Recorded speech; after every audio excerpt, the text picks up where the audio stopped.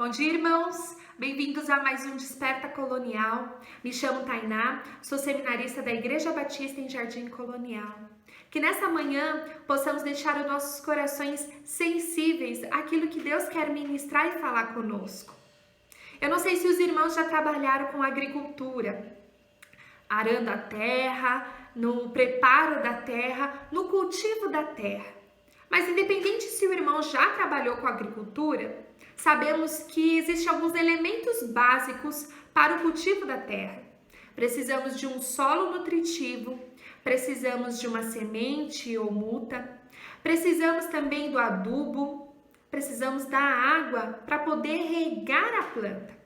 O cultivo ele é feito para que haja fertilidade na terra, para que haja crescimento e frutificação das plantas, para também impedir com que a água ela seja em excesso e até acabe destruindo as plantas ou os insetos, pássaros, para que nada impeça. Então nessa manhã eu quero desafiar os irmãos a cultivar da maneira correta. E pensando nisso, eu gostaria de compartilhar com os irmãos um texto que se encontra em Deuteronômio, o capítulo 11. Vamos ler então do versículo 10 ao versículo 15.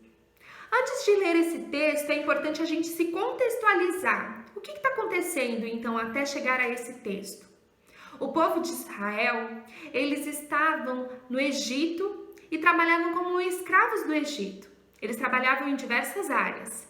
Uma das áreas, inclusive, eram como agricultores. Eles trabalhavam na terra, arando a terra.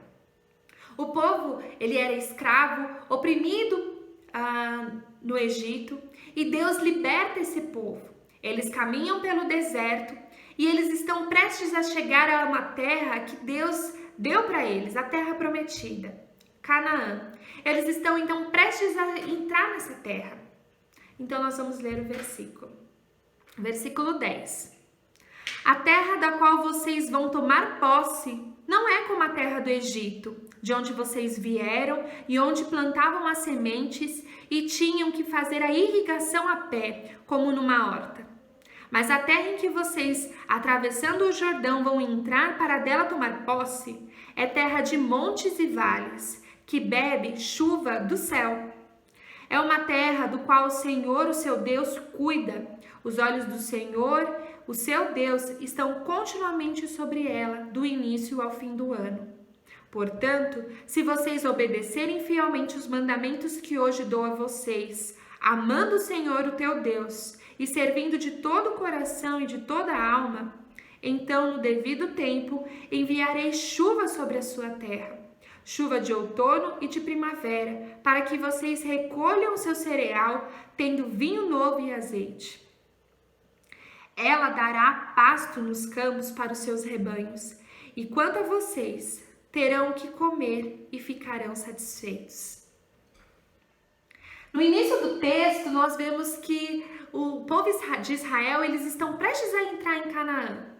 Mas Deus, ele dá algumas orientações. Ele lembra ao povo, mencionando sobre a terra no Egito. A terra do Egito, ela ficava próxima ao rio Nilo. O rio Nilo, então, permitia com que a terra fosse fértil. Eles jorravam então a água e o povo ele trabalhava para com que essa água ela fosse irrigada de forma com que ela alcançasse todo o plantio de forma correta. Então elas vinham pelos canais e as valas às vezes elas eram impedidas de receberem a água, então o povo tinha que transmitir a água dos canais para essas valas. Mas para que não houvesse muita água e atrapalhasse toda a plantação, o povo poderia com o pé, então, transmitir um pouco da terra, impedindo, obstruindo o canal que o rio Nilo jorrava de água. Por isso que no início do versículo 10, ele vai mencionar que eles faziam isso, impedindo a irrigação com o pé. Então, eles faziam montes de terra, impedindo com que a água jorrasse em excesso. Eles tinham muitos trabalhos manuais. Toda a produção, tanto quanto a plantação, ela dependia de todo o esforço humano para que tudo ocorresse bem. Já nos versículos seguintes, Deus vai mencionar que a terra de Canaã ela não é como a terra do Egito. É uma terra que se beneficia com o rio Nilo, mas é uma terra que o Senhor cuida. É uma terra que está sob os cuidados de Deus e que Deus iria jorrar chuva sobre a terra de forma com que ela fosse alimentada pelo Senhor. Porém, Deus nos dá umas orientações para que isso pudesse acontecer. Ele menciona ao seu povo: eu vou sustentar vocês, mas eu quero que vocês se lembrem de mim, se lembrem dos meus mandamentos, para que vocês sejam fiéis aos meus mandamentos. Durante todo o livro de Deuteronômio, Deus sempre vai mencionar para o seu povo: guarde os meus mandamentos, lembre-se dos meus mandamentos, guarde tudo aquilo que eu ensinei a vocês e aos vossos pais. Guarde, transmita aos seus filhos de geração em geração tudo aquilo que vocês viram, tudo aquilo que vocês aprenderam. Inclusive no versículo 8, ele se inicia falando: obedeçam, portanto, toda a lei que eu estou dando a vocês. Em algumas outras versões vai falar: guarde os meus mandamentos. Porque ele está falando que eles vão entrar numa nova terra e eles precisam se lembrar de tudo que Deus tem feito. O versículo 13, então, Deus dá algumas orientações para o seu povo ao entrar nessa nova terra. E é sobre essas orientações que eu gostaria de compartilhar com os irmãos. O versículo 13, então, vai se iniciar falando: obedeçam fielmente aos meus mandamentos. E pensando então nesse cultivo, e nós mencionamos no início que precisamos de um solo fértil. Se nós fizermos então uma comparação, o solo fértil que nós precisamos é a palavra de Deus. No versículo 13 ele está iniciando falando: obedeçam os meus mandamentos. A lei do Senhor, os seus mandamentos, eles estão contidos em sua palavra. Obedeçam então a palavra do Senhor. Esse é o nosso solo fértil. Nós precisamos de um solo que nutre em nossa vida. E nada melhor do que então a palavra de Deus. Como tem sido os seus devocionais diários? Você tem se relacionado com Deus, permitindo então com que a palavra de Deus traga verdades à sua vida? Você tem obedecido aquilo que a palavra de Deus tem te ensinado? Obedeçam aos meus mandamentos.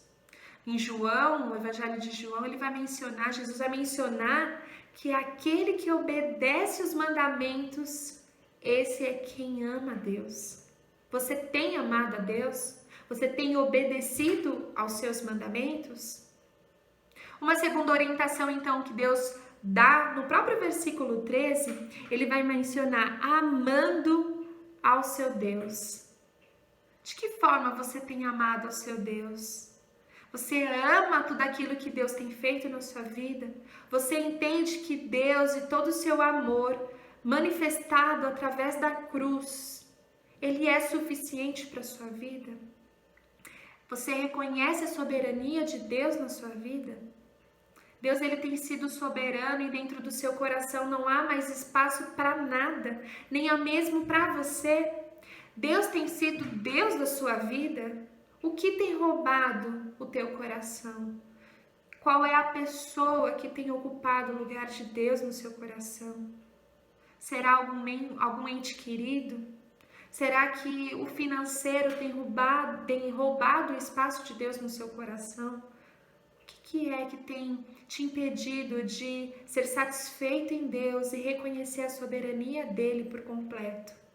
Ame o Senhor teu Deus de todo o teu coração, com toda a tua alma, de todo o teu entendimento. Ame o Senhor acima de todas as coisas. Esse, inclusive, é o maior mandamento que a Bíblia nos dá.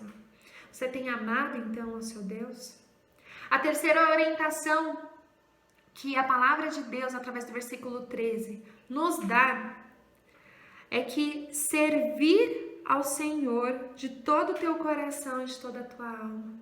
Você tem servido a Deus? Você tem sido útil na obra do Senhor? Você tem trabalhado em prol do reino de Deus? Mas de que forma? Você tem testemunhado do amor de Deus? Você tem testificado o que Ele fez na sua vida? Você tem compartilhado para as pessoas tudo aquilo que Deus tem feito? Você compartilha do perdão de Deus para as pessoas? Como que tem sido essa relação com as pessoas que ainda não conhecem a Deus? Você as serve mostrando que o único caminho para se chegar a Deus é Jesus Cristo? Como que tem sido o seu testemunho diário? Será que você tem testemunhado do que Deus é através da sua vida? As suas atitudes, elas têm falado de Jesus? Precisamos nos colocar à disposição do Senhor para ser útil no reino de Deus, ser colaborador daquilo que o Espírito Santo quer fazer nessa obra, nesse reino. Você tem sido ferramenta do Senhor na vida das pessoas, servindo a todas elas? Em meio a essa crise de pandemia, você tem se colocado à disposição do teu próximo para servi-lo? É uma grande oportunidade de mostrar o amor de Deus através das suas atitudes. E em quarto, que é um dos mais importantes, é a chuva. É a água que rega toda a plantação. E essa chuva é dada por Deus. A nossa vida depende do Senhor. Sem a água, a nossa terra, o nosso plantio, a nossa plantação toda, ela morre. Precisamos então da água vinda de Deus. E pensando em nossas vidas, essa água é a nossa fonte, que é Jesus Cristo. Nós precisamos estar conectados a Cristo, entender que nós dependemos do Senhor, dependemos de Deus. Dependemos de Deus para o nosso sustento diário. Nós dependemos de Deus para nos dar alegria, para nos dar conforto, para nos dar paz. Nós dependemos de Deus para tudo na nossa vida, até mesmo para poder respirar. Você tem se deleitado diante de Deus, colocando sua dependência totalmente em Deus? O cultivo correto está claramente nessas orientações que Deus nos dá. Nós precisamos de um solo fértil, que é a palavra de Deus. Nós precisamos amar a Deus de todo o nosso coração, que é a nossa plantação, que é a nossa semente. Para ela crescer e frutificar, nós precisamos amar, reconhecer que Deus é soberano sobre tudo, sobre todos. Nós precisamos adubar essa plantação através do nosso serviço, através do testemunho. Nós precisamos plantar em outros corações aquilo que Deus já plantou em nosso coração. Nós precisamos falar do amor de Deus. E assim Deus vai regar, Deus vai nos alimentar, nos sustentar, de forma em resposta à gratidão que o Senhor tem feito na sua vida. Cultive da forma correta, busque em Deus, descanse em Deus, dependa dEle. Ele é o Deus, Ele é o Senhor das nossas vidas. Que para essa manhã possamos cultivar da forma correta, plenamente no Senhor. Eu quero orar por você. Senhor, nos ajude, eu, os meus irmãos, ó Deus, a cultivar da forma correta, a nos alimentarmos, ó Pai, da Tua Palavra, como o nosso solo fértil, a nossa base diária. Nos ajude a termos a Sua Palavra, Deus, como nossa regra de fé e prática. Que possamos amar ao Senhor de todo o nosso coração, de todo o nosso entendimento. Que possamos reconhecer, ó Deus, que o Senhor é soberano sobre tudo, sobre todos, é Senhor das nossas vidas, Pai. No nosso coração não há espaço para mais nada, para mais ninguém, senão o Senhor, ó Pai. Nos ajude, ó Pai, a testemunhar do Senhor, a ajudar o nosso próximo que está morrendo, a ajudar o nosso próximo que sofre, a ajudar o nosso próximo, ó Deus, que tem total desesperança. Que possamos mostrar que o Senhor é a nossa esperança, o Senhor é o nosso perdão, o Senhor é a nossa fortaleza. Senhor, nos ajude a testemunhar do Senhor onde nós estivermos. Sem o Senhor nós não somos nada. E obrigada, Deus, por ser a nossa fonte de água. Obrigada por, ó Deus, derramar, ó Deus, o Teu Espírito sobre nós. Obrigada, Senhor, porque sem o Senhor nós não conseguimos nos alimentar, nós não conseguimos sobreviver. a nossa plantação, o nosso cultivo, que é a nossa vida, depende totalmente do Senhor. Nos ajude, ó Pai, a confiarmos no Senhor e a dependermos da Tua mão poderosa sobre nós. Em Teu nome que eu oro, muito grata ao Senhor. Amém.